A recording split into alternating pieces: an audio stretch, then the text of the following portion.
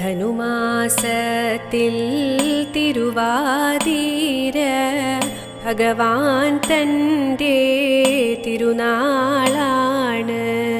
ധനുമാസത്തിൽ തിരുവാതിര ഭഗവാൻ തൻ്റെ തിരുനാളാണ്.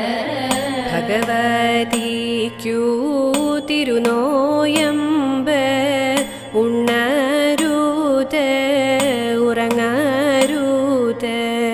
ഭഗവതിക്കു തിരുനോയമ്പ് ഉണ്ണരുത് ഉറങ്ങരുത്. ആടേണം പോൽ പാടേണം പോൽ തുടിക്കേണം പോൽ കുളിക്കേ